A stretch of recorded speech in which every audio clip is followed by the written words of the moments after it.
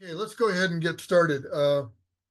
I'm looking at the list of folks that have arrived so far, and happily, I see people I know, and I see quite a lot of other people that maybe are here for the first time. So, um, if you are here for the first time, or you've only joined us a few times, this is another offering in what we call our Peacemakers Circle format, and we at Zen Peacemakers, we're based in the three tenets, and the action that we take takes different forms. Uh, this could be war and peace and conflict. It could be refugees. It could be racism, gender issues, aging, pure dharma or pure, spiritual teaching. It could be the arts. It could be the environment, or, any number of things. So we really try to move around these topics in these programs. If you're not a member of Zen Peacemakers, please join us. It's free. Takes you 30 seconds. Go to the website, click, click, click, and but be sure also to separately sign up for the newsletter. The newsletter is how you hear what we're doing, and we have steadfastly kept everything other than our bearing witness retreats, which are in person on site. We've kept everything else free. So all of this content is available to you for free. We record most of it as well as we're doing just now. And you can go back and visit again, or if you have friends and you go, wow, I attended this thing that was really good. You should watch this. You can point them to the website, and there are videos of all the things that we do. The only things we don't record are counsel. Counsel is very personal, so we don't record that. People are continuing to arrive. My name is Geoff O'Keefe. I am the Executive Director of Zen Peacemakers, very, very happily so. And I'm seeing more friends come in. Shoju, nice to see you. It's been too long. And I'm really happy. One of our elders and one of our board members, Roshi Paco, who's here, Papa Paco, introduced me to Pablo Del Real, who leads Soil and Soul in Florida. And among the things they do are mindfulness clubs for young people, which I think is just a wonderful, wonderful effort. And Pablo is going to be talking to us. It's a really an attention-getting headline that you gave us, Secrets of the Civil Rights Movement. At this point, with everything that's been written, with the PBS Eyes on the Prize, with with Ava DuVernay, how could there be any secrets left about the civil rights movement? So I think it's intriguing that way. But you have one, and Pablo is a teacher in the lineage of Thich Nhat Hanh, and has been involved directly with SNCC, Student Nonviolent Coordinating Committee, which is where John Lewis came from. And SNCC was early in the civil rights movement. They called them the SNCC kids, and these were young black students who got the hell beat out of them over and over and over again, and kept coming back and did the work. And so I'll be interested to see what Pablo has to say about SNCC. So that's enough for me. Thank you all sincerely for being here. It's wonderful. If you again, we put all these on for free. If you can help us out with a donation, that's always most appreciated. So I'm going to turn this over to Pablo. Thanks very much, Pablo, for being here. All right. Thank you, Geoff. My pleasure. Yeah. Thank you to Zen Peacemakers. Thank you, Paco, for suggesting this presentation. Don Paco and I, we're living in South Florida in the Delray Beach area. And about a month ago, we needed to go up to Daytona Beach. And I said, oh, if we have time, we should visit the home of Howard Thurman. Howard Thurman's boyhood home is in Daytona Beach, for those of you who know Howard Thurman, who was the dean of college at Boston University when Martin King was studying there. He was a mentor to King and others. We didn't have time to visit the home of Howard Thurman on that trip to Daytona, but Paco took advantage to get in touch with Geoff and say, hey, we should really do something with Pablo for the civil rights movement. So glad to be here. And let's get started. I want to share the screen here for a moment, which we tested and it should be working.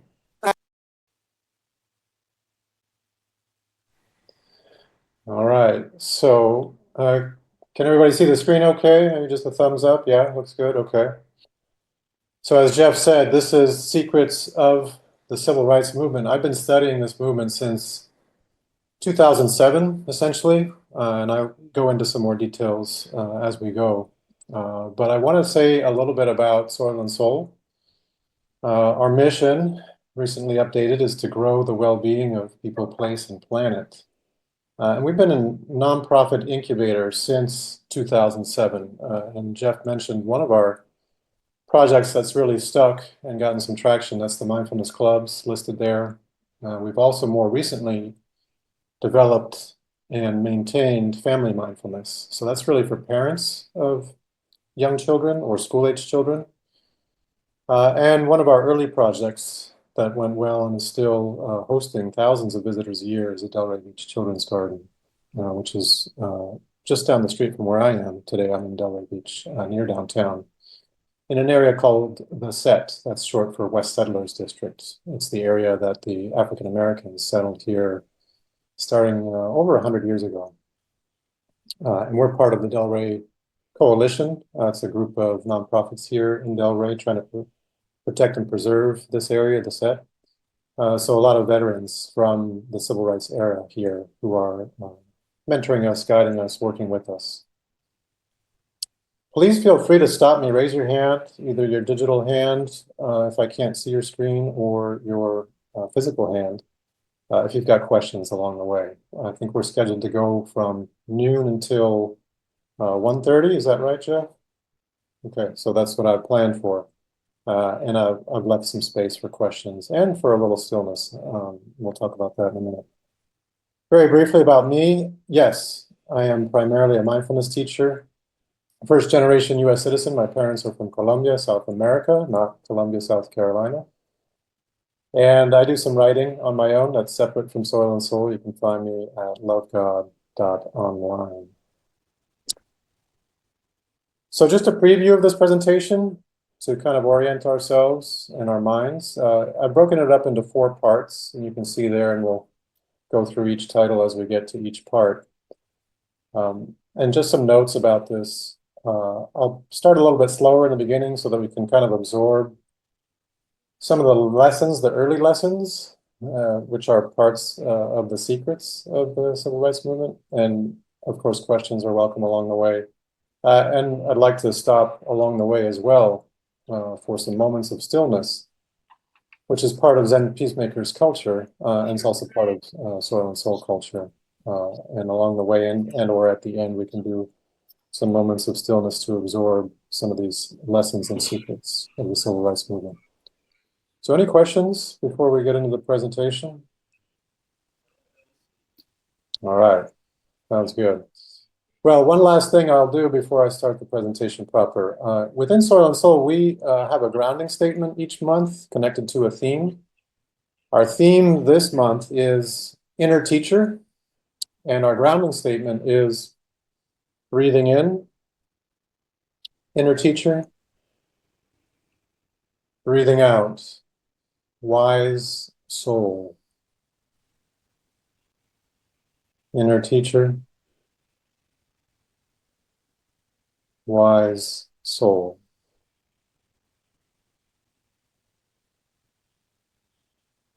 Teacher,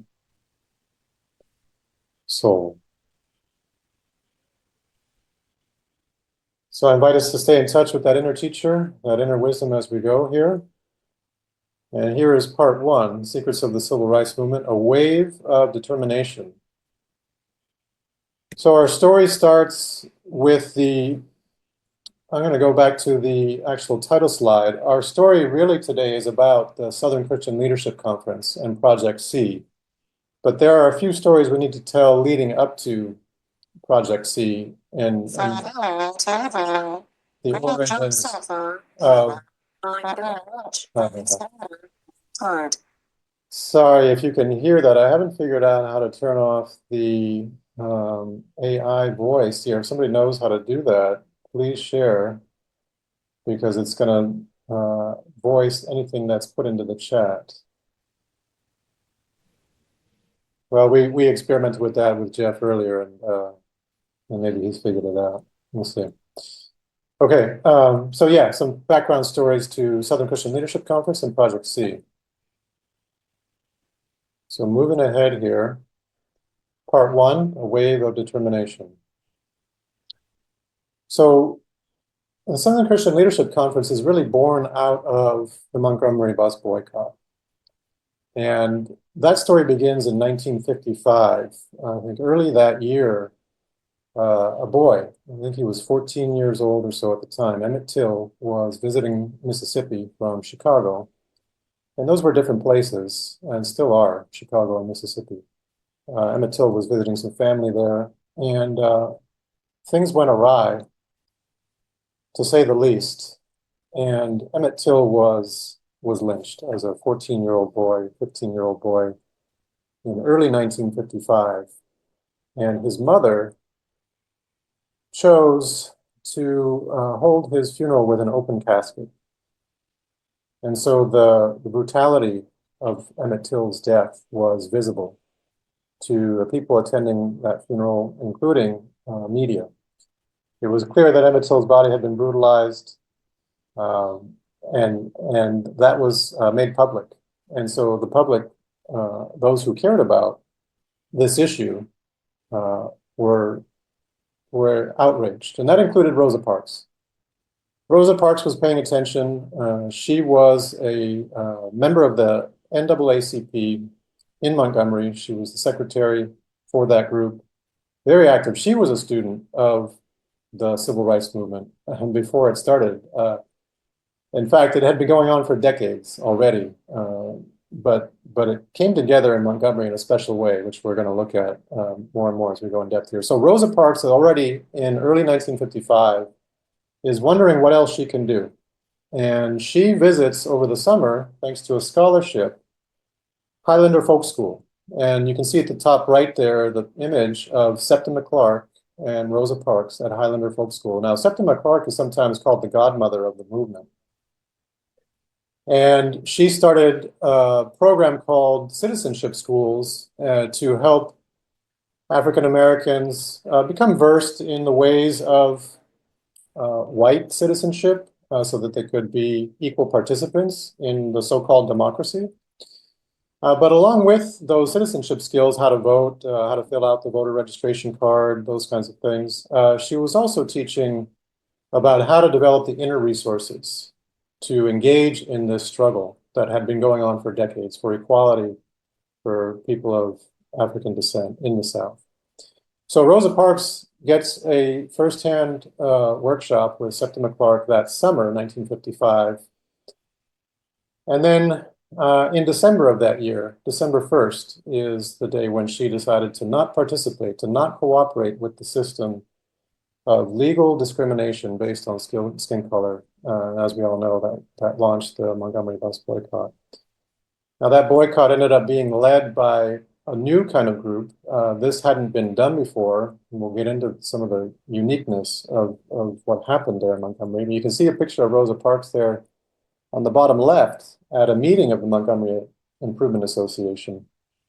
And you can also see her being arrested. That's actually a picture of her being arrested at a different time, not the original arrest, a few months into the boycott. Many of the leaders of the boycott, I think almost 70 people were arrested for participating in what was called an illegal boycott of the bus system. And you can see the bottom right there, Rosa Parks with a younger Martin King in the background. They are in the parking lot of the carpool area, one of the carpool areas that helped these people get to work because they relied on the bus system for transportation to and from work. So any questions here before we move on? This is just the very beginning of the bus boycott. Seeing none, I'm going to move on. So just to pause here for a moment with Rosa Parks and imagine her situation in that bus. You can see in the upper right. It's been preserved at the Ford Museum in Detroit, I believe. There's an exhibit from the court case where she was seated on the bus that day, and then her statue in the Capitol building. Do we have a good reader? Does anybody want to read a little bit of the words from Rosa Parks as she described that? I know I saw Dorian on the call.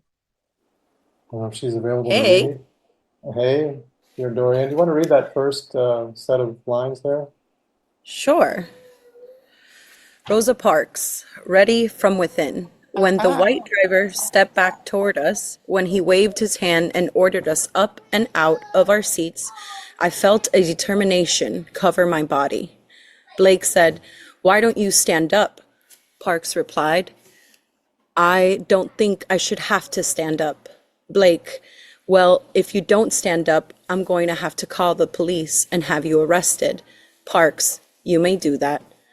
Parks, "It was the very last time that I would never ride in humiliation of this kind." Thanks, Dorian. So I've highlighted a key word here, determination, which in some translations of the Ennobling Eightfold Path of Buddhism is one of those factors, factor number 6, right? Right determination, sometimes called right effort. And Rosa Parks was determined in that moment to exercise her sovereignty and her ability to not cooperate with the system that caused her and so many others humiliation, to be treated like children and to be required to move their seats when people of white skin color got on the bus. So I think that's one of the secrets is right there. Rosa Parks had prepared. She was ready from within. That's a line that ready from within is the title of a book about Septima Clark and her experience with the civil rights movement. And by the way, this was not a woman's world, Montgomery 1955, right? But women were key in so many places and times. They just were not the faces because the media was covering the men. But here you have Rosa Parks really showing how to deal with this system. She was not the first one to be arrested in this way, but she was the first one who had kind of done it intentionally and been prepared for the consequences and the opportunity to really spark a movement. So to keep going here, the preachers were able to move people emotionally and literally. So women went to work. As soon as Rosa Parks was arrested, a woman named Joanne Robinson, who was a professor at the local university there, the Black University, used her copy machine, I think it was a mimeograph machine at the time, to run off flyers. She created a flyer to say, "Stay off the buses on Monday." Now she, together with others, helped organize the pastors. And this is what made Montgomery different. It was the first time that there was a spiritual element at the forefront of non-cooperation with segregation, legalized segregation in the South. So Joanne Robinson runs off these flyers, they organize the pastors, and Sunday, Rosa Parks was arrested on a Friday evening, and on Sunday morning, the message gets delivered at the local Black churches in Montgomery. Stay off the buses on Monday. And to their surprise, when they woke up on Monday, Martin King and his wife, they looked out to see how things were going with the buses, and they were really happy to see that they were empty. That was day one of the boycott. Nobody knew how long it would last, but day one went very well. And these are pictures from throughout the boycott of working people, working class people, giving up, sacrificing their transportation to participate in this movement of non-cooperation, biking, walking, carpooling is the bottom right there. So I invite you to imagine for a moment going to your spiritual practice, your church, your temple, your sangha, and being invited to stay out of your car for a day, for 2 days, for a week, for a year. These people boycotted the bus system, their main form of transportation, for over a year, from December 1955 to December 1956. So imagine, if you can, for a moment, giving up your car for a year, your main form of transportation. And at the same time, in doing that, you're risking your employment. The people who are employers in Montgomery are folks with money, white folks primarily. And many of them would fire their workers if they were participating in the boycott. So not only are you giving up your main form of transportation, you're potentially giving up your job and maybe not being able to find another one. So this is a major sacrifice. How do you get people to do that?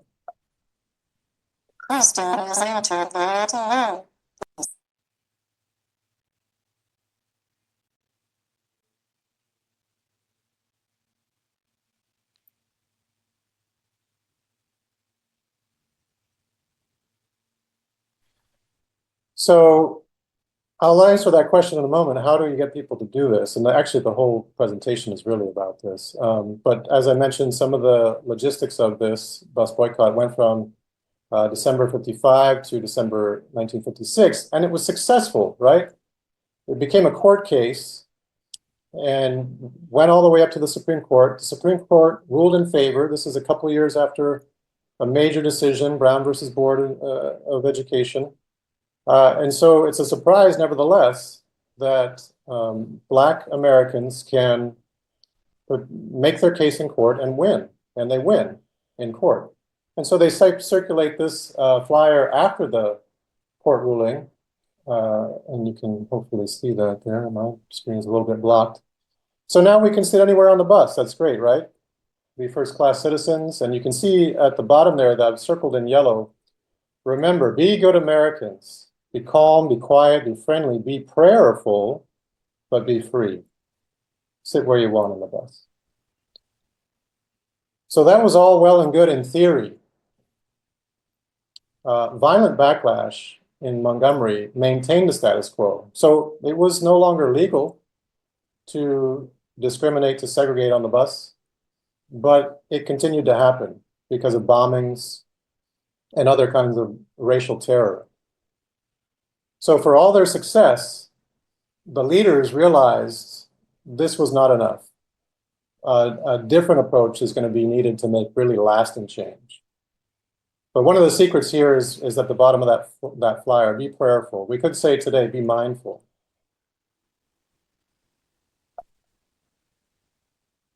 So what are the lessons? Coming out of this year-long quote-unquote success in the courts, but failure in the streets on the buses, we learned that spirituality is really greater than secularism for mass movements.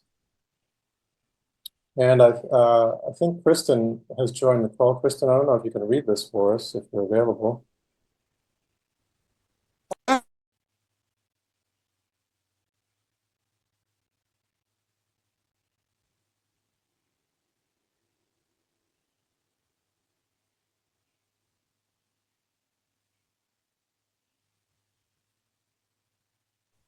Not hearing from Kristen, I'll go ahead and read this one. So this is from a short book I'll talk about in a moment, but from A. Philip Randolph to James Farmer to Bayard Rustin, earlier attempts to apply nonviolence from India to the African-American struggle lacked the vital religious dimension. Neither their efforts nor their personal lives were rooted in the African-American church. By planting the seed of nonviolent direct action in the dry bed of secularism, the pre-1955 experimenters could not leverage the potential of the method nor the latent energy of the people. So that's from a book called Raising Up a Prophet by Sudarshan Kapoor. And that was a real secret for me, that the New Orleans bus boycott, for example, had taken place before the Montgomery bus boycott. This was not the first attempt, but what was really different was that it was linked to a spiritual tradition, to a wisdom tradition, to churches. So here we see the rest of this equation of what happened in Montgomery. The merger of religion, nonviolence, and justice as a way of life.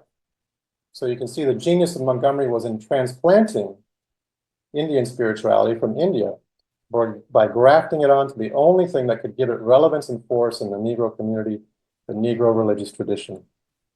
Thanks to King and his counterparts and their understanding of Christianity, there was now an emphasis on the redemptive power of nonviolence. the redemptive power of nonviolence. This is one of the secrets. So these people were signing up for these kinds of sacrificial acts, giving up their form of transportation, maybe losing their job, because they felt it was going to be redeeming in some way for their people, not just for their individual selves, for their families, for their community, Montgomery, elsewhere. So this was a real key to make that link between challenging segregation and living a spiritual life. And that's what happened in Montgomery. And they were very successful on one level, but the edifice of segregation was very, very challenging. So this was just a little crack in the wall, but that edifice was very strong, as we're going to see along the way.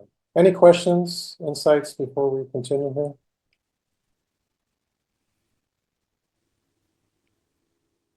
All right, just taking a moment to pause and breathe together.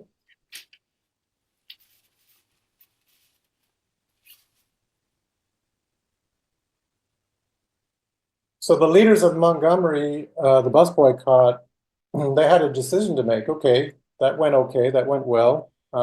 Despite violence, there were bombings in Montgomery during the boycott. But they had a decision to make. Are we going to look the other way? Or as Zen Peacemakers would say, we don't know exactly what to do here. We're bearing witness to this evil system, as they called it. We need to take action. We need to stop cooperating with this. So beyond Montgomery, they decide to form a new organization, Southern Christian Leadership Conference. Now, there were other organizations that were fighting this, of course, right? The NAACP had won that major victory, Brown versus the Board of Education, 1954, that desegregated public schools. Again, in theory, that desegregation took much longer and was very challenging in its own right. Another group out there already was the Congress of Racial Equality. That was also modeled a little bit on the Indian National Congress of India. So the African-American community had been studying what had worked in India, the Indian independence movement, for a couple of decades. And they were trying to apply those techniques, those tactics, those strategies to their world. And it wasn't until Montgomery until they figured out how to do that. The Nation of Islam was also opposed to segregation, but in a very different way. They were arguing through Malcolm X and others for kind of a black nationalism, separation, a true separation. So there were competing interests. And then after Montgomery, shortly after, come the Student Nonviolent Coordinating Committee, 1959, 1960, and the Black Panther Party comes later as well. So there were opportunities to join other organizations, but the folks out of Montgomery, and particularly Bayard Rustin, said, no, we're going to have to do this a little differently. We need a separate organization.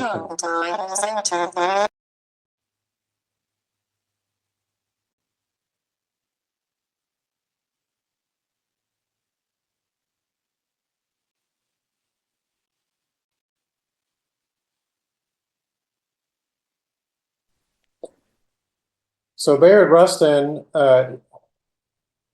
had been already at work on challenging segregation in many ways. He was a gay man. He was a Quaker, and he was a pacifist. He refused to sign up for the draft. So he had already been in jail for a few different reasons.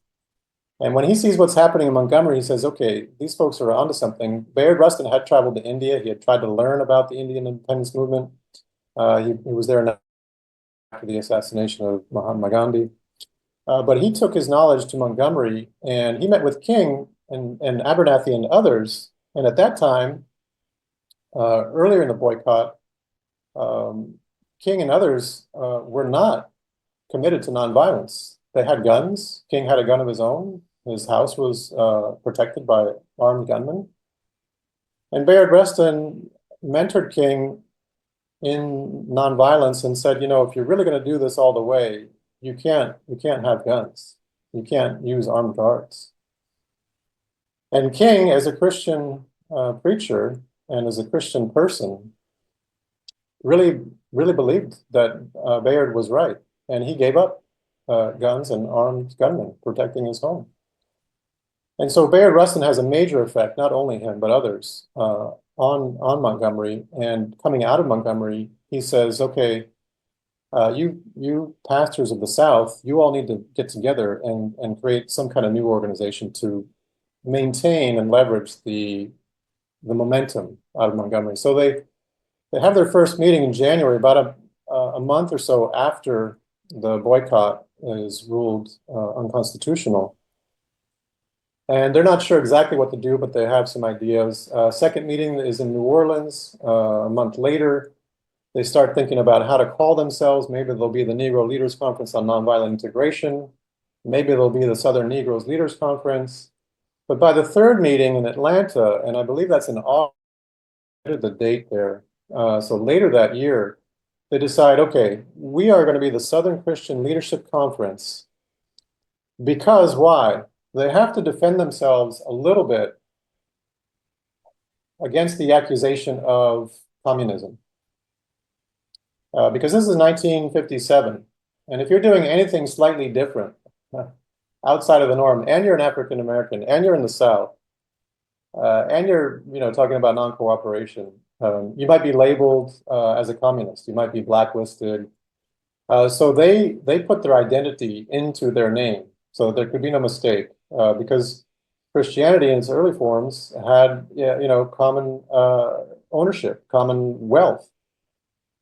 So they decide to identify themselves in their name, and they really want to focus on ending all forms of discrimination. It's just not about transportation, right, which was one of their earlier names too. So now they have a little bit of an opportunity, but they also have a challenge. These pastors don't really know how to do this kind of work. They don't know how to do the organizing behind the scenes. The Joanne Robinson, the Rosa Parks. And so Bayard Rustin connects them to Ella Baker.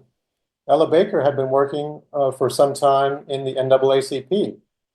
And the NAACP was really taking the legal strategy. They were trying to fight segregation in the courts, and they were winning. But it really wasn't changing life on the ground for African Americans. And Ella Baker was really interested in having a more people-powered movement. And so it was unusual for a woman to be hired as a staff person, really the executive director of the Southern Christian Leadership Conference in the South in 1955. But it was the best choice.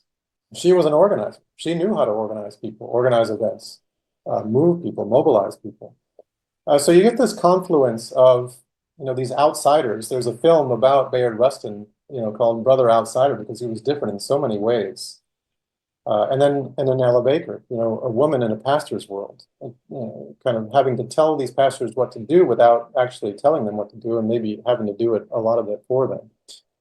So a really interesting kind of combination of figures, personalities, and energies come together there in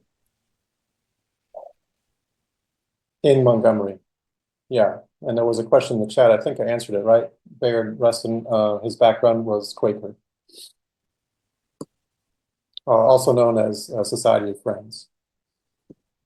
So now that the Southern Christian Leadership Conference has formed, they need a mission, right? And by the way, mission is a spiritual word. I know corporations use it all the time, but a mission means that you're called to do something. And I know corporations are called to make money, and that's part of their work, and that's okay. But they're also called to serve the welfare of everyone in that process, and I'm not sure that that's happening today. But the Southern Christian Leadership Conference, they formed their mission. It's very religious, right? To redeem the soul of America, going back to that redemptive submarine concept. They think the American soul is sick, and it's their opportunity to redeem it, to make it whole, to make it healthy. And now that may sound ambitious. It certainly is. It may sound idealistic. I think it is too, and it sounds religious. It surely is. Some of their language is quoted here. They called upon white Southerners to realize that the treatment of Negroes is a basic spiritual problem.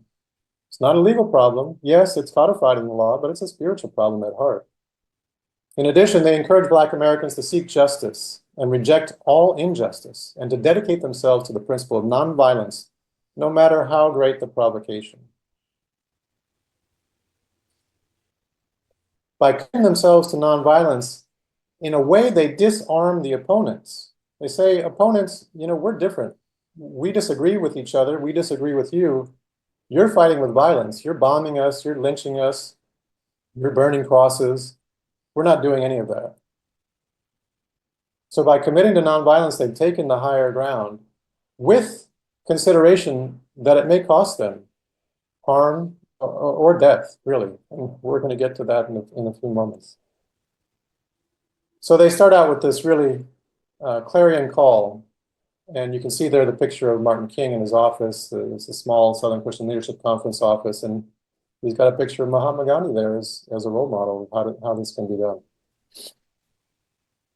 And integration is their objective, as you can see with their little button there.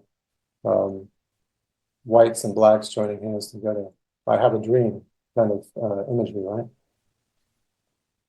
So let's talk just briefly, big picture, overview, how things went for the Southern Christian Leadership Conference. From 1957, their start date, to 1968, which was when King was killed and things kind of changed. They're in the wilderness for a while there, 1957 to 1964. They finally get their footing, and they launch the Birmingham campaign, which results in the Civil Rights Act of 1964. The Selma campaign comes next. That results in the Voting Rights Act, 1965. And then you get Chicago and the Fair Housing Act of 1968. So in 5 years, the Southern Christian Leadership Conference really did save the soul of America from that evil practice of legal discrimination based on skin color. They changed the laws without being lawyers, without themselves going to court. And we'll see how that happened. But it's really an incredible story, from that idealistic, ambitious, religious mission to mission accomplished. Now, they had a lot of failures along the way, or lessons, as we might say, and I'm skipping over all those. And one of them was really key, because in Albany, Georgia, they were protesting segregation generally, and they realized that did not work. And so their next move into Birmingham, they wanted to protest segregation very specifically and go after specific objectives, and that finally ended up working. But they were running these citizenship schools in the background, Septima Clark and others working on those, Andrew Young. March on Washington, they were a major factor in that march, both its occurrence. It might not have happened without SCLC, and also its participation and its influence. And then in 1968, their last kind of major push was to be the Poor People's Campaign, to go after now economic justice. They had kind of solved the legal problems on the ground. But as they said, the Constitution, didn't give you any right to any kind of money. You might be allowed to sit at the lunch counter now, that's integrated, but if you have no money to buy lunch, then we need more. There's more work to be done. So I'm going to pause here for a moment. Invite us to get in touch with that inner teacher, in sync with the breath in, breath out. Letting go of Montgomery and the Southern Christian Leadership Conference origins, and keeping in mind that the Zen Peacemakers Racism in America retreat is going to visit Montgomery and Selma. I'm not going to touch on Selma today. I'm going to touch mostly on Birmingham and Nashville. We're going to go to Nashville next. But if you do take that retreat with Zen Peacemakers, you'll see Montgomery, which is an incredible place to visit. My wife and I were there last May. But let's move from Montgomery and this origin of the civil rights movement, the Southern Christian Leadership Conference, into the inner resources that are necessary to power this kind of movement in a systematic way. So 1958, 1960, you start to get nonviolence training in a more coordinated way in Nashville through one of the SCLC affiliates. The Nashville Christian Leadership Council was part of the SCLC network of churches, essentially, and other organizations. And James Lawson here was also a student of nonviolence and had spent time in India trying to learn what had worked there to apply it here.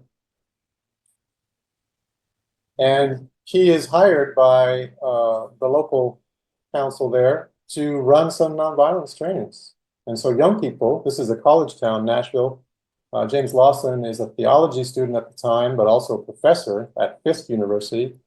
And he's a professor at Vanderbilt University. He's a student of theology at Vanderbilt.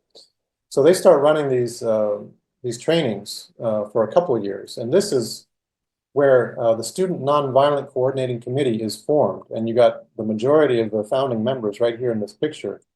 And that's James Lawson on the left with the glasses leading this group of students. And on the far, far left, you can see John Lewis. There's John Lewis, who Geoff, salud, bless you, mentioned at the beginning of this presentation. He's a student at that time. In the middle there, the young man with the mustache and the white shirt, that's James Bevel, goes on to play a key role in many campaigns and actions in the movement. And on the far right, you've got Diane Nash, who was elected the leader of the Student Nonviolent Coordinating Committee. Again, unusual, right? But these are students that have a little more flexibility, a little more leeway. And Diane Nash is recognized as sort of the most determined member of their group. And you'll see how she emerges here. But these are nonviolence workshops. Mentoring is happening with these young people, getting them ready for the next wave of determination that's going to be needed here. So they start practicing. They're going to go integrate lunch counters, and they're going to be abused. They're going to be insulted. They're going to be harmed, maybe. And so they start practicing for this. And they're essentially doing concentration here, right? They're doing stillness, despite the environment. The food, the cigarette smoke, cigarette butts being put out on their skins. They're practicing for what's coming. And those same students we saw are going to lead this way. And they were doing it as mixed groups on occasion, whites and blacks. They were trying to embody the future that they envisioned for all. They were already embodying it themselves, whites and blacks together, cooperating, living a spiritual life together. So here we go. You have in Nashville in the upper right, businesses that can say we cater to white trade only. It's perfectly legal at the time. Nothing wrong with it, unless you're not white. And so you have the students coming and sitting in these places that are for white folks only. And then you have attacks, and that's what you see in the bottom right. And there could be a lot more photos here. There could be a whole segment on Nashville. I'm just giving you a kind of a little bit of a flavor of it. But this did not go over well in the white supremacy community, right? This was a direct challenge to their supremacy, and they were not going to have it without a fight, because they were not committed to nonviolence. They were happy to hit, punch, kick, burn, and kill on occasion. So now this ignites the Nashville community. People want to get involved. And so now you get a larger scale movement, and people going to their place of worship, understanding that that place of worship is part of their life on the outside of that place. They can't just sit here for an hour a week or an hour in the evening and then go home and live life as normal. Their spirituality at that time, at that place, requires them to live out their principles in a very segregated place. And so they need preparation for that, and they get it. They get it in Nashville from James Lawson and others. They're not successful. Things don't change right away. And so they take to the streets. They're going to march. They're going to march from their neighborhoods to City Hall. And you see Diane Nash out front there. This is a great picture because on the right is Bernard Lafayette. Now, I studied with Bernard Lafayette at the University of Rhode Island Peace and Nonviolence Summer Institute in 2012. It was a 2-week program. I think it still happens every summer. International program. There were maybe 40 students there the year that I was there. And on the left is C.T. Vivian, and Bernard Lafayette later introduced me to C.T. Vivian. I had breakfast with them in Sanford, Florida, not long after the racial killing of Trayvon Martin. So Bernard Lafayette and C.T. Vivian continued their work decades beyond these initial movements. I haven't yet met Diane Nash, but I'm kind of hoping to. She's alive. She lives in Chicago. But these young people were on fire for nonviolence and non-cooperation with what they saw as evil. And so here you have them leading a very large march through the streets of Nashville, 1960, I believe this is, spring, early 1960. And you know, it's a dangerous situation, but they're going to have some fun with it. They're going to be joyful because they're moved by the Spirit to do this, not by anything else, not by ego, not by money, certainly not by fame. This is the right thing to do. And so they're going to sing about it. And so that's what they're doing there at City Hall. They're going to pray about it. They're doing their group mindfulness, their group prayer out in public. And, you know, I like to say that the civil rights movement was really, the spiritual parts of it were really social prayers. These were people taking to the streets to pray for a better society to be done. And so they get a meeting with the mayor, and Diane Nash, you know, using loving speech, she's not insulting him, she's not criticizing him, she's asking him frankly, do you believe it's fair for the businesses in Nashville to discriminate based on the color of skin? And the mayor, to his credit, says, no, I really don't think it's fair. And that turned the tide in Nashville. So here, the secret is out in the open, right? It's just spiritual people doing spiritual things, asking in spiritual ways for what's right and what's just. So that's a little bit more background before we get to the last big chapter here. So I'm going to invite us just to pause for a moment and take a breath together. If necessary, you might want to stand. We've been doing some sitting here. If your body needs to move or stretch, feel free to do that.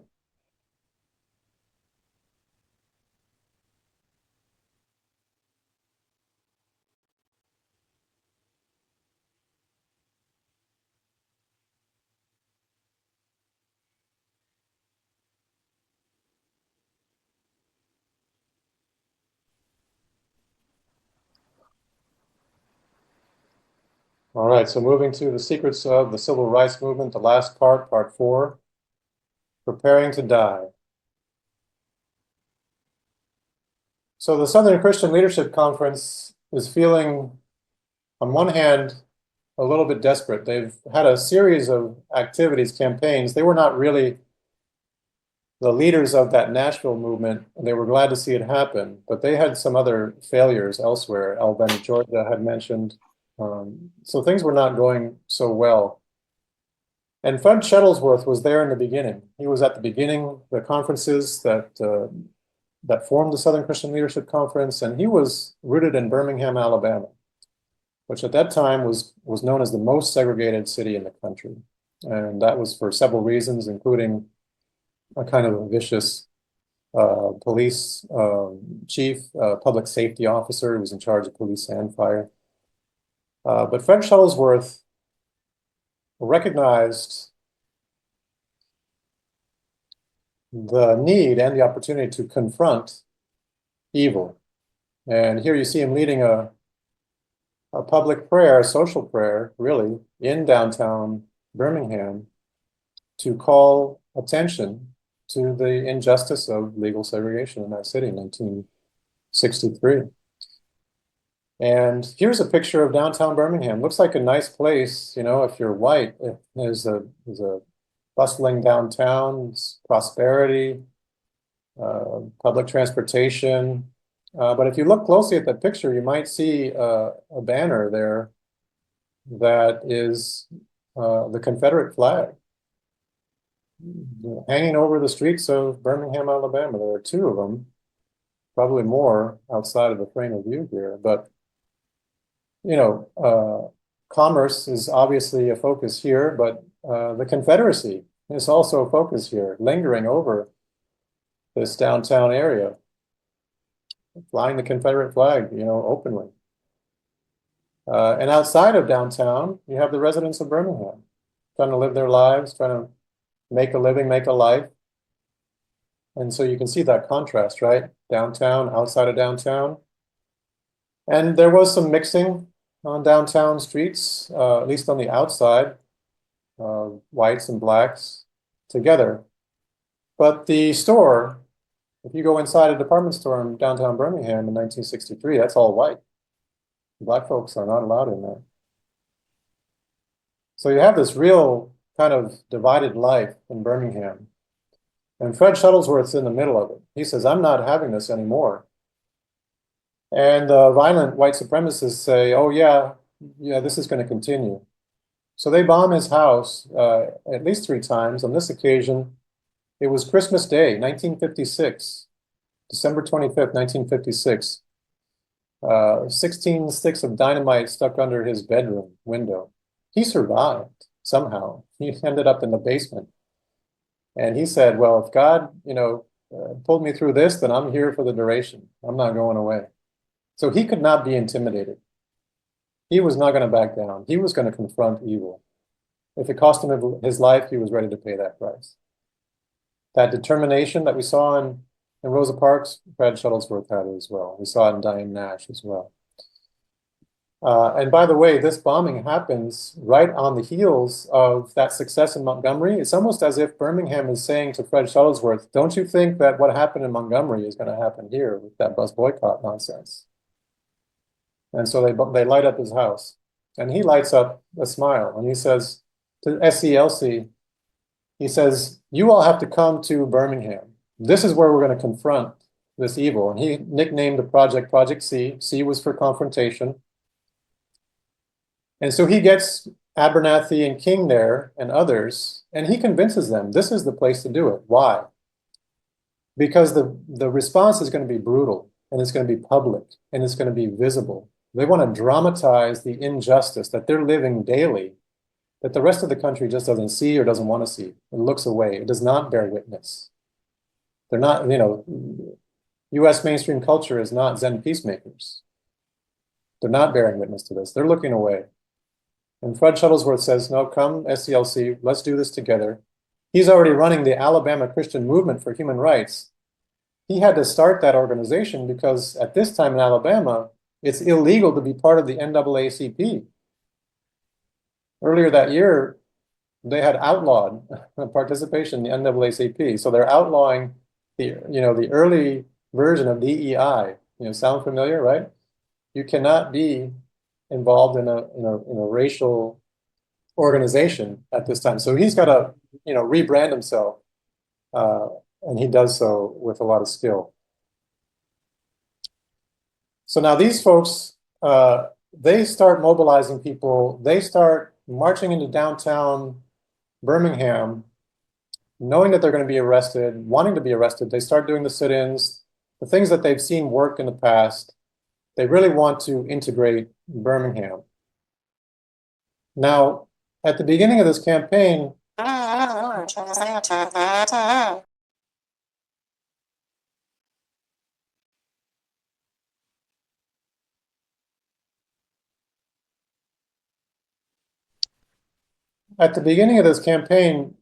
people in Birmingham, the Black people in Birmingham, were not really thrilled about this whole idea. They recognized the risks, which we talked about earlier, losing their jobs, losing their homes, being killed. So this was not an easy appeal to get people to move in Birmingham against the segregation system. So King and Shuttlesworth and Abernathy decide, you know what, we're going to have to participate in these marches ourselves. We're going to have to get arrested, I should say. They had been participating in the marches. They weren't sure if they should get arrested or not, but a court order comes out saying it's illegal to protest in downtown Birmingham. If you If you protest in downtown Birmingham, you're going to go to jail. So they deliberate about this quite a bit, and they decide, okay, yeah, we're going to do this. Even though we're the primary spokespeople, faces, fundraisers for this movement, we're going to go to jail and see if that can ignite a spark here. So they are able to move some people on that day, early on in the campaign, and they end up getting arrested and going to jail. And we know from there comes the famous letter from Birmingham jail from Martin King in response to 8 white clergymen who took out a full-page ad in the local paper saying that this is unwise and untimely to be messing around like this with protests in downtown Birmingham. These are fellow clergy people, and that really upsets King. And he's in jail, and he doesn't have a lot more else to do, so he's able to write the letter from Birmingham jail in that time. But meanwhile, things are progressing outside, and a very kind of controversial decision is floated. It comes from James Bevel, one of those SNCC co-founders, and he says, you know what, the adults don't get it exactly, and the adults are afraid. They're going to lose their jobs, lose their homes, etc. We need to engage the children. And as I said, that's a controversial idea. It's rejected at first within SCLC, but the campaign is the project. The confrontation is languishing. They're not really making much progress. They're not getting a lot of news coverage. The white supremacists are winning, so to speak. Well, ultimately, the vote swings in favor of James Bevel's idea. Let's march the children. And now they don't send them into this context without some preparation, but they do. These children know they're going to jail, and so they march straight into paddy wagons, school buses. Part of the strategy of the civil rights movement for some time had been to fill the jails. If they could overwhelm the system, and the system couldn't handle any more protesters, demonstrators, spiritual people praying in the streets, then maybe they would be forced to negotiate. That was part of dramatizing the injustice, right? So they're starting to fill the jails now with children, but they had been preparing these students. So this looks like the 16th Street Baptist Church was kind of like the headquarters for this nonviolence training for students who now had less to lose, right? They didn't have a job. They didn't have much of a future there in Birmingham as Black students. So what have they got to lose? They said, let's go to church and join this campaign. So they get trained. You see the blackboard in the front there, right? So they're not just getting sermons. They're actually getting some lessons here. And this is the young, these children are mobilizing older folks as well. So things are starting to change with the Children's Crusade in Birmingham. And this is when you see now the shock of the confrontation and these pictures going national, right? Because now the police are being overwhelmed. Now they don't know what to do with 1,000 children coming out of the church going to integrate downtown Birmingham daily, right? This was the slogan of Birmingham. Wyatt T. Walker, the executive director of the Southern Christian Leadership Conference, his informal slogan was escalate, escalate, escalate. We're taking this to the top. And that's what they did. And so the police starts to, they're ordered to stop this one way or another. So they bring out the dogs and they try to intimidate people that way. They enlist the fire department, have really high pressure hoses, trying to repel people, human beings, with these water cannons, essentially. And so it's a major struggle. It's a major confrontation. This is the heart of the battle of Birmingham. And it's a lot of young people. And Fred Shuttlesworth is one of these folks. He didn't get arrested, or if he did, he was out by now. And he gets hit with the water cannon and has some ribs broken. So he's in the hospital. And people do get harmed in these confrontations. So again here, imagine for a moment Beyond Montgomery, right? You're being asked to give up your transportation, maybe lose your job. Here you're being asked to go out and confront white supremacists with tools of intimidation, dogs, fire hoses, jails. Who's going to sign up for this? Why on earth would anybody sign up for this, right? Well, here we come to really the biggest open secret of the civil rights movement, the commitment cards. And this is the one from Birmingham. So from the top, I'll take it for you. It says, I hereby pledge myself, my person and body, to the nonviolent movement. Therefore, I will keep the following 10 commandments. Number 1, meditate daily. Now, these are Christian folks, so they have a particular kind of meditation or a focus. So they're going to meditate daily on the teachings and life of Jesus. Right? But that, when I saw that for the first time, I said, wow, we're on the right track. Mindfulness clubs, family mindfulness. Meditate daily is part of the formula here. Number 2, remember always that the nonviolent movement in Birmingham seeks justice and reconciliation, not victory. Now, Bayard Rustin had a problem with that. He was more of a labor organizer, and he said, no, we want to win, people, we want to win. But the spiritual people, put it in their way, and they said, well, victory and defeat, that causes winners and losers. We just want to reconcile. We just want justice. Number 3, walk and talk in the manner of love, for God is love. Talk about focus, right? Going to walk and talk in the manner of love. That's how that boy, he's walking and talking in the manner of love. All of these folks.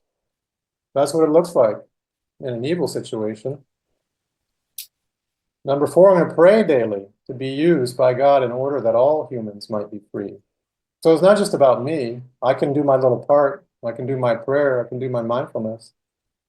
But I'm really praying for others. Everybody, even my oppressors. Number 5, I'm going to sacrifice my personal wishes for freedom of everybody. This is bigger than I am. I've got to give up some stuff. It's not about living your best life, right? It's about sacrificing for the best lives for everyone. Number 6, observe with friend and foe the ordinary rules of courtesy.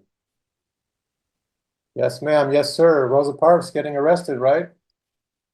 She's being told, I'm going to be arrested. You're going to be arrested. So okay, you can arrest me, no problem. I'll go with you. Number 7, seeking to perform regular service for others and for the world. Really? We have to do even more? These commitments, as you see, are a total ego buster. If there's any ego in someone, they're not going to sign up for this. Much easier to walk away from this.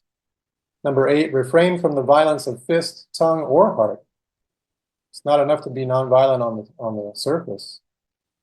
You got to be nonviolence in the spirit.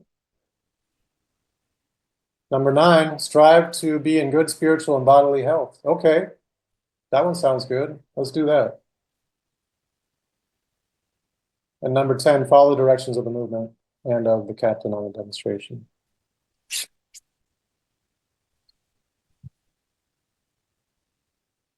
So that's what people were being invited to do in Birmingham. And not, just to nod and say, yeah, but they're actually being asked to sign this pledge, having seriously considered what they do, and with determination, key word there again, right? And will to persevere. Put their name, their address, phone, nearest relative. Why they're going to put their nearest relative on there? There's a good chance they're going to go to jail. There's a chance they might die. Now, I can say, you know what, I want to participate, but I don't want to be out there on the front lines. And Birmingham campaign is ready to take you. Okay, what else can you do? You want to run errands? You want to drive the car? You want to fix food? You want to make phone calls? Lots of ways to get involved. No excuse to stay on the sidelines. Now, this is being circulated, this is being invited in the midst of a city where the Ku Klux Klan is powerful. And it's even got the contact name on there, right? So Fred Shuttlesworth got his name on this thing. He got his address on this thing. People know where to find him. So he was real, he was serious when he said, we have to be prepared to die before we can really live. There's the rest of that phrase. So that is really the underlying secret. And as a result of all that activity on the streets, you get a lot of media coverage. Here there's a press conference with some of the young people sharing their experiences with media. The guy in the kind of center frame, that's James Bevel there with the yarmulke. Kind of a strange figure in some ways, very effective in other ways. His story for another time.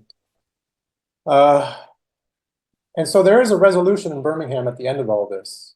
The downtown powers that be, the elected officials, they say, okay, enough.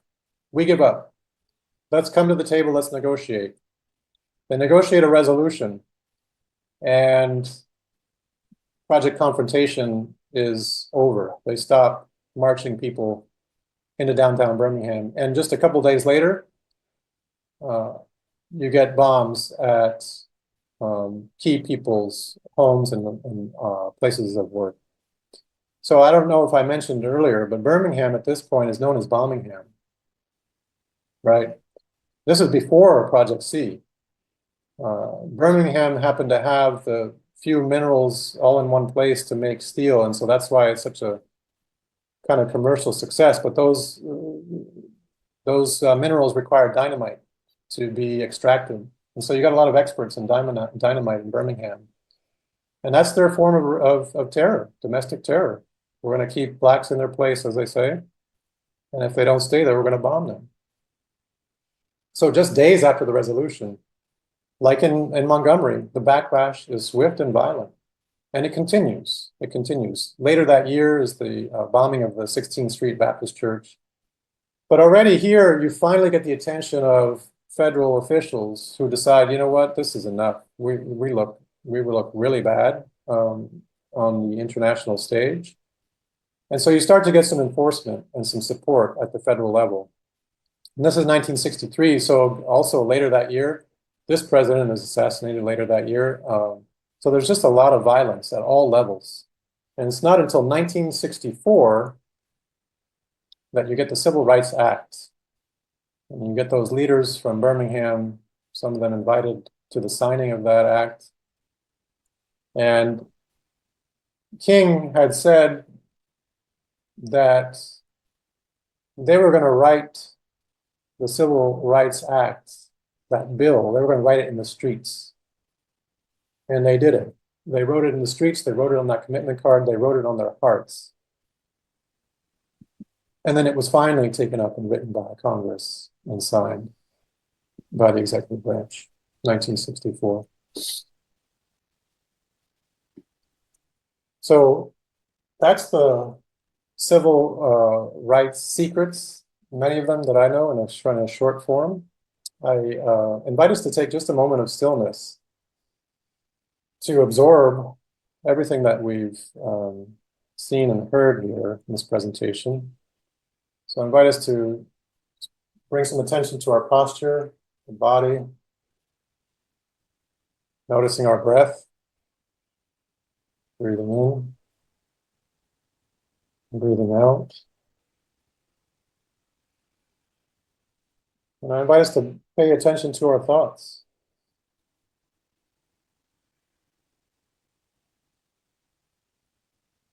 I invite us to pay attention to our emotions.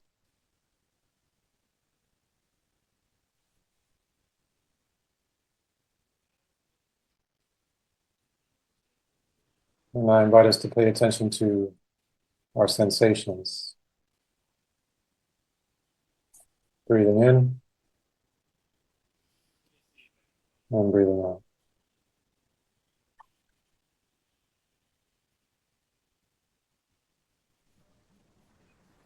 If necessary, taking a break to stand up, stretch the body,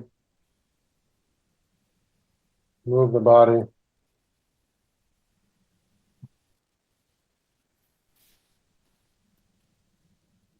But I want to close the presentation and open for questions. I'm with Soil and Soul. You can find us online, soilandsoul.org. You can write to us, info@soilandsoul.org.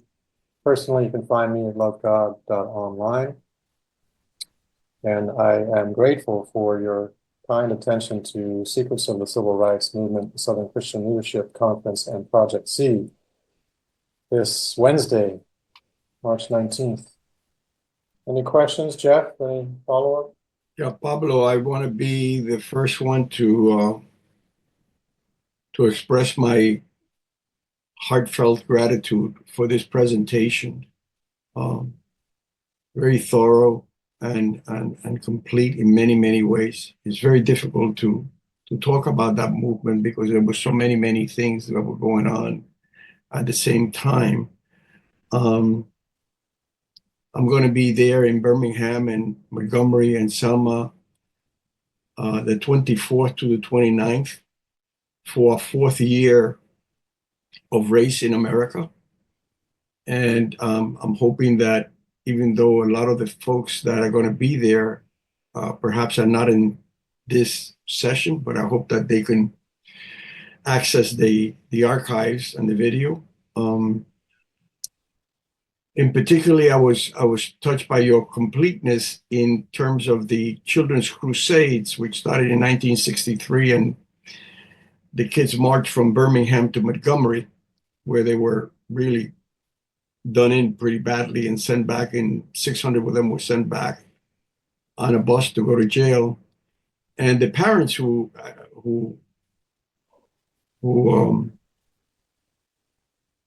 were at risk of losing their jobs had to approve, and they did.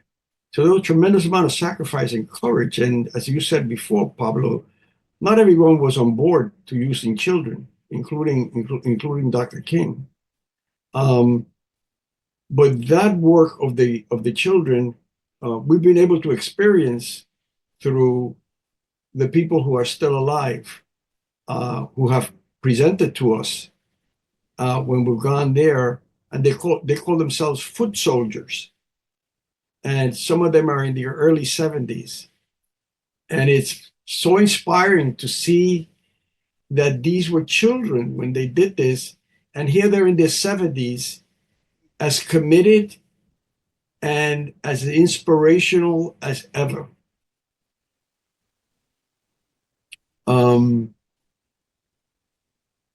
One of the things that I take away from your presentation, Pablo, is that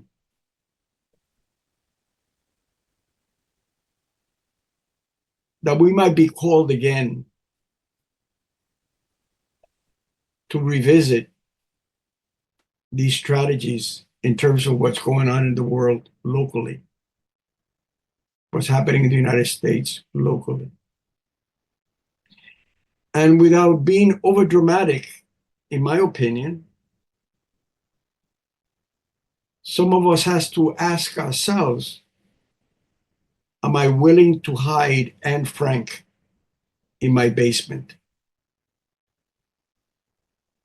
Or am I willing to nonviolently march, knowing that I'm going to get arrested, knowing that things are going to happen? Some of these things are happening already. You all know that. I have a student in Louisville, Kentucky, who walks with immigrants to do their shopping, to go to church. In LA, there are movements like that as well. So it isn't like anyone is not doing anything. There's a lot of people out there who, in little ways locally, have become activists. So Pablo, thank you so very much. It was a great presentation. Thank you. Jeff, you want to add something? Well, I want to hear from other folks if there's because we just have a little bit of time. But Paco, sincere thanks for your comments, because you couldn't be more correct or apt or timely. I mean, Pablo mentioned the Civil Rights Act of 64. We didn't talk about the Voting Rights Act of 65, both of which have been decimated by the Republican Party in the last handful of years. And even this very history that Pablo's presenting here, I'm not sure you guys live in Florida. Could you present this in a history class in Florida? I think that, they're trying to suppress this kind of history. So all the more reason that what Pablo's doing, we need to keep this up. So, but anyone else, please, you're among friends. If you have a comment or a question or something to share with Pablo, that we've got a few more minutes. You can raise your electronic hand, or for those that have your cameras on, I think we can see you all. Ron? Can you hear me all right? This is Ron Large. Hi, Ron, we got you. Yeah. Yeah, well, I agree with Brent. I mean, this was a great presentation. One of the things I tell my students, kind of facetiously, is that if never be the leader of a nonviolent movement if you want to live, but here's my question, and Pablo kind of addressed this a little bit at the beginning. My students always ask me, how do you convince people that creative suffering is redemptive? What is it that you have to actually do to show people that reality, and then that level of commitment that goes along with the nonviolent movement? So Paul, if you just want to say a little bit more about that, I think that'd be great. I'd appreciate it. Thank you. Yeah, thanks for that question. I'm not sure it's possible to convince somebody intellectually on the value of redemptive suffering, and that's why the movement leaders, when they figured out kind of the formula, they called it dramatizing the injustice, because when we see, quote unquote, in very simple moral terms, good versus evil, that moves a part of us that is beyond the intellect. And it happened with Rosa Parks. So people were able to see her dramatize the injustice. Here's a respectable woman in her 40s, just trying to do her job and go back and forth to work, and you get arrested for that, right? And of course, they escalated this dramatization, but that to me is really the key. It's not, there's no amount of kind of preaching. The preaching supports the conversion, so to speak, once the conversion has taken place. But the conversion doesn't take place in the church or in the schoolroom. It takes place, usually by bearing witness, seeing somebody else take that risk that we on some level know needs to be taken, but we don't want to take it ourselves maybe, or we're not quite there yet. And so it's that dramatization of injustice, I think, which really does the convincing more than anything else of that redemptive value of suffering. Great, thank you. Yeah. Thanks, Pablo. And Helen's got her hand up. Yeah, go ahead, Helen. Hi, this has been wonderful, and also a great follow-up to our retreat last year, Paco. Great to see you. I'm struck by not seeing a lot of interfaith community organizing this round. That was a big part of how we dealt with the atrocities in El Salvador, and us old school folks on the freeze and all the rest of it. A lot of interfaith grassroots organizing. Here in Sacramento, I'm under the umbrella of Buddhist Peace Fellowship. I've got a little witness of a vigil for kindness and democracy during the rush hour on Fridays. And it's interfaith, but I noticed it's hard for me at 79 to get traction, to get other faith groups going. It's just a lot of energy. And I just wonder if you have something to say about that, and also something to say about understanding redemptive suffering in Buddhist terms, since we're here to relieve suffering, and this action is inviting suffering. Yeah, well, the second part is much easier to address. So let me take that one first. Thank you. Yeah, my limited understanding of Buddhism, which I feel I'm a student of, I've translated a lot of it in my own mind, the Buddhism, into semi-Christian terms, where I'm a student as well. And so for me, the four ennobling truths, right? Life includes suffering. Number one, suffering has a cause. Number two. Number three, the cause of suffering can be removed. And number four, this very path removes the cause of suffering. So for me, ennobling truth number three is the good news, right? The cause of suffering can be removed. And so I think that's the alignment with the redemptive, suffering on the Christian side of things. Okay, suffering is real, yes. I've got to kind of enter into it, accept it, and I can also acknowledge that it has a cause, and I can remove that cause. That's the good news, right? So I think those two match up, at least for me, very clearly. Now, to the first part of the question, which is the question that's on my mind for 12 years now, 17 years now. And so what do we do now? What do we do with this information? What is it going to look like today? And I think we're at a place in time where the efforts are going to be in the efforts toward justice, nonviolent, non-cooperation with injustice. I think we're in a place in time where we're going to see a sharper contrast. There's a greater opportunity for that dramatization when DEI is illegal. Those kinds of movements on the injustice side, let's say, I think are going to give an opportunity, an opening for those of us on the pursuing justice to show the contrast. But I think to the harder part, to your point, Helen, is about how to get the interfaith cooperation. And I think, generally speaking, wisdom traditions, faith traditions are under a lot of pressure to evolve and innovate, so to speak, because of everything else that's happening, AI and the digital revolution, loneliness, anxiety, depression, self-harm, suicide, all the things. But you're right. I think that is part of the equation. It certainly was part of the secret of the civil rights movement, interfaith cooperation. But that's why we're here, to figure it out together. So thank you for joining us. So we don't have the answers, but we gotta develop them. Thank you, Helen. Thank you, Helen. Oh, we're getting close to the end here, but I have to insert this, Pablo.